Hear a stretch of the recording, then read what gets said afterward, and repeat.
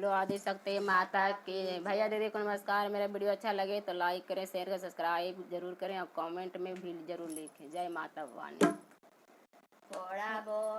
थोड़ा बहुत नरियर वज मैया पनिया पिलाए बया जे मई।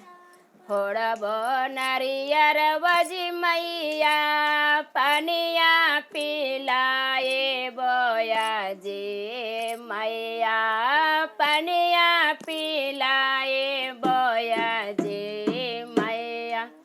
ललकारो मलवा मुहमा पोछबो जी मैया। ललकारो मलवा मुहमा पोछबो जी मैया। सोने सिंहासन रत्न जड़ाए बया जी या रत्न जड़ाए बया जी मैया। रसने लगाए बो हम तोहार मैया। रसने लगाए बो हम तोहार सोने सुराहे गंगा जल पाने जी मैया।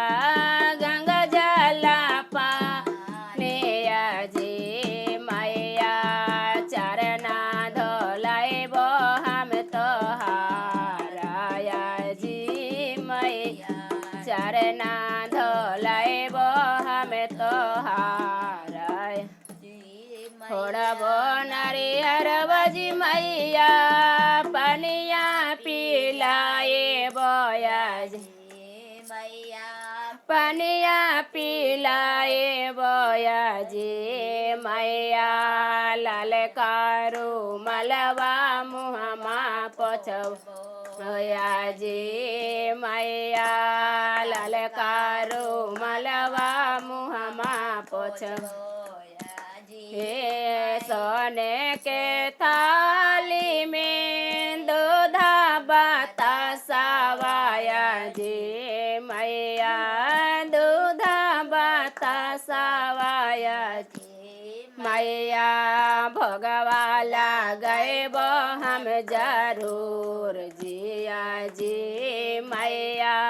भोगवाला गए बो हम जरूर जम जी लाऊंगा लाए चेके बेरवा लगाए बोया हे मैया। बेरवा चाबाए बो हम जरूर आया जी मैया। बेरवा चाबाए बो हम जरूर हे मैया। यही आंगन माँ हमर जरूर आया जी मैया। आंगन माँ हमर जरूर आया जी मैया। होड़ा होड़ा फूल के गजल गोताए बोया मैया। गजल गोताए बोया जी मैया। गजला पहनाए बो हम जरूर राजा जी या। आंगन माँ हमर जरूर आया जी या। आंगन माँ हमर जरूर आया कंचना थाले का पूरा के बाते अजे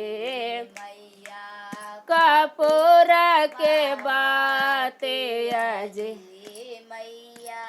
आरती देखबो हम जरूर आया जी या। आरती देखबो हम जरूर आया जी या।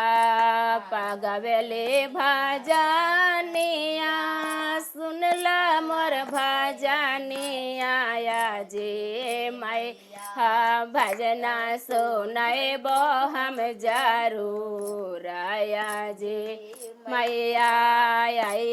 आंगन माँ हमर जरूर आया जी मैया आई है आंगन माँ हमर जरूर आया जी मैया। बोलिए आदि शक्ति माता की जय।